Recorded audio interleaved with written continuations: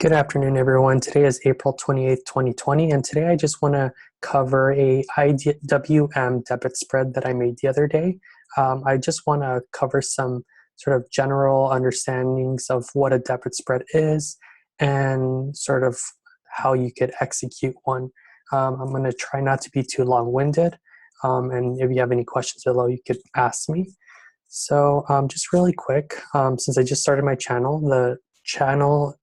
the goal is really to provide knowledge in multidisciplinary subjects that you could hopefully apply into your life. So today's focus is don't go for big plays and start small. And this is a debit spread that I executed on April 23rd. And sort of I want to give you an understanding of my thought process behind this debit spread. So here's the IWM chart.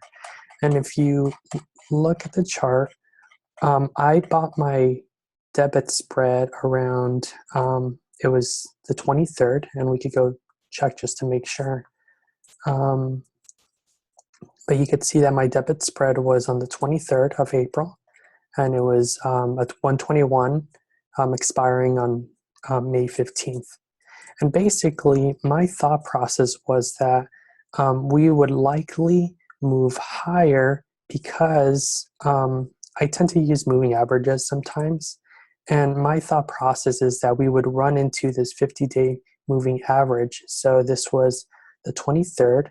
And I also thought that we would actually reach this breakdown candle from March 11th. So what I thought was when I bought this, it was around 120.78. I figured that we would go at least to 125, which we eventually did. We actually went a little bit higher. So just so you see, basically, yeah, so I ended up closing it for a $46 profit, which is, like I said, it's about going small, being controlled with your budget. So why did I choose the 120, 125? Well, here I just want to show the options chain. And here I'm just using TD Ameritrade. And what you'll notice is if I go to May 15th, if you look at the 121 call, which is now here, there was actually a lot of volume and a lot of interest in this contract. And then if you look at the 125, this also has a lot of volume. This is daily volume and a lot of interest. So I knew that my contract, I would be able to close my contract because there's a lot of liquidity. Liquidity basically means a lot of people are interested in those prices.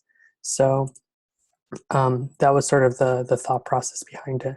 So whenever you're buying a debit spread, what you're doing is you're buying the one that is closer to in the money, which was the 121. And what you're doing is you're selling as high as you think it will go. And normally what they'll tell you is that a debit spread, the maximum gain is the difference between the 125 and the 121, which is $400. That's not necessarily the case all the time because what this also,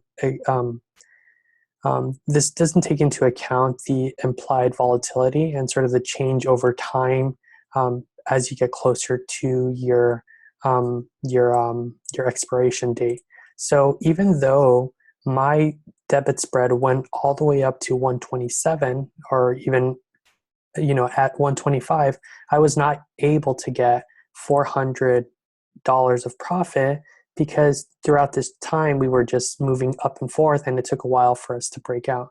So that's just something that you should be aware when buying a debit spread. I could talk about debit spreads for a much longer time, but for the purpose of this video, I just want to make it shorter. And if you guys have any questions, please let me know. If you like the content of this video, please like and subscribe.